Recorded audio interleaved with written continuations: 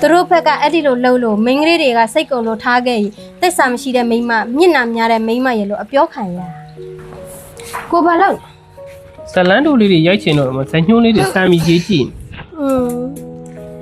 ကိုအမိပြောစရာရှိတယ်တလား ဘာမှပြောကြရှိ ရေးစားဘွားမှာပဲဖြစ်ဖြစ်အိတ်ထောင်စင်ဘွားမှာပဲဖြစ်ဖြစ်မိန်းကလေးတွေကိုစိတ်ကုန်စေတဲ့ယောက်ျား6မျိုးရှိတယ်ကိုသိလား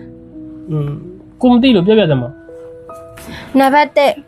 ဂိမ်းတွေနဲ့ပဲချိန်ကုန်ပြီးချစ်သူကိုအချိန်မပေးတဲ့ယောက်ျားနံပါတ်2ကြောင်ရင်းမရှိပဲတခြားမိန်းကလေးတွေနဲ့ရောရောနော်နော်ပြောဆိုဆက်ဆက်တတ်တဲ့ယောက်ျားနော်နံပါတ်3လိန်ညာလက်ဖျားပြီးဂတိမတည်တဲ့ယောက်ျားနံပါတ်4အနာဂတ်ရည်မှန်းခြင်းမရှိပဲအပြင်းထူတဲ့ယောက်ျား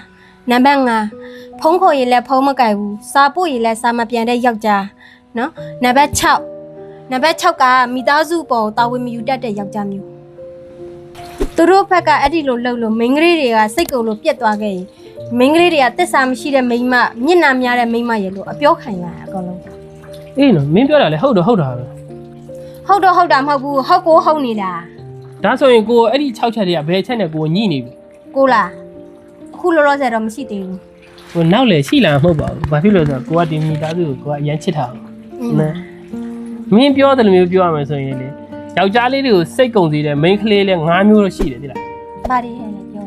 နံပါတ်1အကြောင်းရင်းမရှိပဲအရစ်တန်တဲ့ main ကလေးနံပါတ်2ဘလောက်ပဲချော့ချော့စိတ်ဆိုးမပြေတဲ့ main ကလေးနံပါတ်3လူရှိသူရှိမှလေးစားမှုမရှိပဲနဲ့အနိုင်ယူတတ်တဲ့ main ကလေးနံပါတ်4မျက်စိနှလုံးပွင့်တဲ့ဆဲရည်တိုင်းထာပြုတ်တတ်တဲ့ main ကလေးနံပါတ်5ပုံမှန်တဝင်တိုတာမဟုတ်ပဲတခြား main ကလေးတွေနဲ့ဆွဆွဲတတ်တဲ့ main ကလေးအဲ့လို main ကလေးတွေကရေရှည်မှာအိမ်တော်တစ်ခုတည်မြဲဖို့မလွယ်သလိုတာယာတဲ့အိမ်တော်ရေးကိုရဖို့လည်းမလွယ်ဘူး ဒါဆိုရင်ဒီအချက်တွေထဲမှာမိကဘာအချက်တွေနဲ့ညှိနေလဲ ကိုမိမအဲ့ဒီချက်တွေနဲ့တစ်ချက်မှမညှိဘူးဟမ်ကိုအရန်ကန်ကောင်းတယ်အခုလိုမျိုးကို့ဘက်မှာအလိုက်သိပြီးတော့ကို့နားလဲပြီးတဲ့မိမရထားတဲ့အတွက်လောကမှာလေမိမပေါ်တယ်မရကောင်းကရှားတယ် ကိုကလည်းမိပေါ်မှာကောင်းတာ哦 ချစ်တယ်နော်